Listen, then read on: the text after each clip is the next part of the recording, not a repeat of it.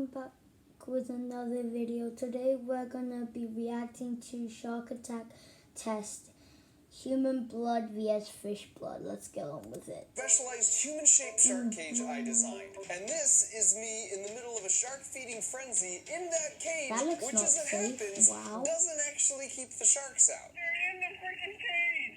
But to understand how I ended up in the middle of the Bahamas with buckets of blood surrounded by a bunch I know of this sharks, video is gonna be 17 minutes. because that's when I ran a test to see what really happens if 17 sharks smell a drop of human blood in the water. For that experiment, I pumped out 15 drops of human blood per minute for an hour, pretty close to a bunch of sharks that in the end just weren't really that interested. So this busted the myth from the movies that sharks are these ruthless killers that just go crazy if they smell a drop of your blood from a mile away.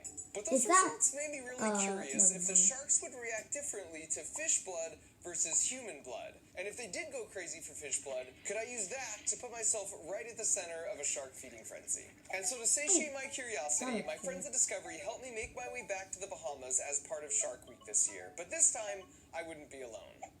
What up, Robes? Oh, wow. Mark's jumping in on this? What's up, y'all? Look, last Shark Week, Shark tried to kill me. I figure I have a little bit of science with Rober, a little bit of fun with Dude Perfect, and a little bit of me. All right, y'all ready to do this? We were born ready, sir. All right. Chop, chop. Let's get to it, fellas. We will not let you down. Looking forward to it. Yeah, I think you were born ready as I think I was born ready as to well. just really get me in close with the sharks. Last year, I was in the water. Robert. That was me saying I'm finished with the call, bro. No. Yeah, of course. Yes, Mark, you're not gonna die. Please don't be scared. Looking forward to it. It's gonna suck. And so in the direction of Shaq Diesel, it was time to head to the Bahamas. All that was left was to swab my nose to prove to the Bahamian government that I didn't have coronavirus. The only problem was my test came back positive. And this just made me really sad because not only was I going to miss out on this epic adventure, but as far as I was concerned, I was basically just waiting to die. And Wait, I what? had You to have interact with my coronavirus? family through the glass door to the backyard using a laser pointer, and not even Fat Gus would get within 6 feet of me. Yeah. Now, I'm happy to say I eventually beat the Rona and tested negative, but the only problem now is I missed my chance because they were no longer accepting any commercial flights from America, because we're #1, baby. So I was once again incredibly sad, until I found a loophole. Because while you couldn't go to the Bahamas on a public commercial flight, there were no rules against going to the Bahamas on a private jet. Yes. I'll be online. Oh, let's just please just get this part. Wait, I don't like ads. And since this was the first and last time I would ever have my own personal G6, I acted like I'd been here before, like the true professional I am. I mean, mostly. You're gonna break the lights, aren't you? Maybe. No, actually. It's getting dark. Mark.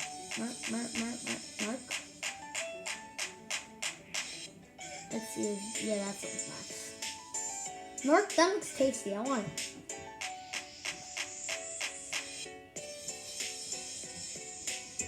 Put Elon on hold and transfer to Oprah.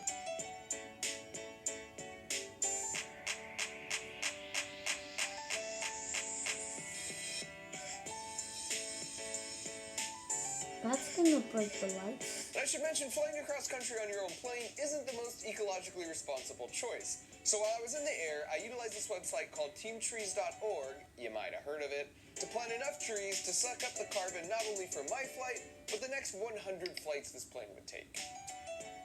No. In the end, it's important you guys know I'm still super grounded, and I didn't let the experience change me one bit.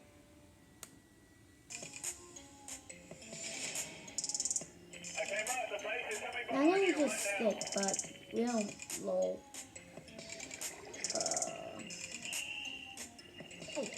Now that I had the fish smoothie bags and everyone was back at a That's safe fish distance, food in I that just had bag? to pop these stupid things. I didn't know. There I go. Oh, this is crazy. What am I doing? I don't know, Mark. That's your fault. Those sharks, that would look tasty. Tasty. I don't know, Gummy. I like fish though, kind of. Coronavirus.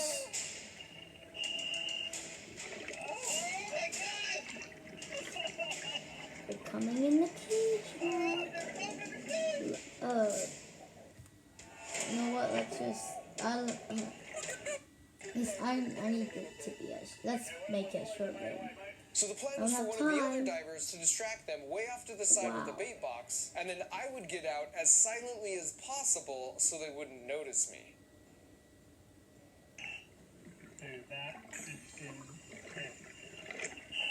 I don't think you're gonna make it out.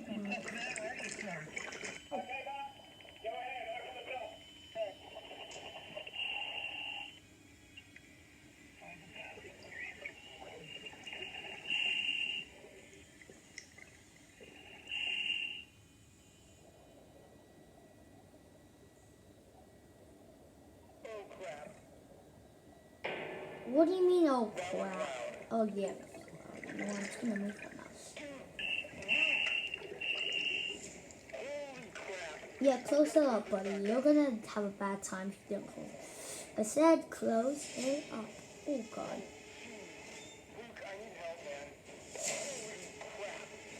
Luke?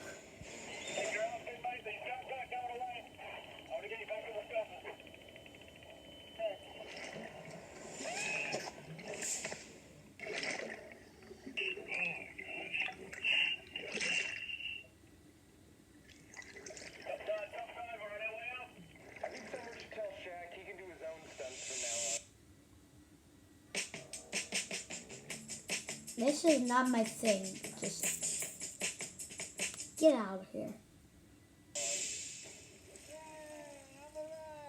The main takeaway for me for this experience is that sharks have been on this planet longer than the dinosaurs or even trees have. So they've had 400 million years of evolution to develop these instincts that are rewarded for smelling fish blood. Humans and cows would be an extremely rare delicacy, so it makes sense that it's not just hardwired into their brains. And so with all my limbs intact and with my curiosity fully satiated, I will leave you with these profound words that in my defense might have been the Dramamine speaking.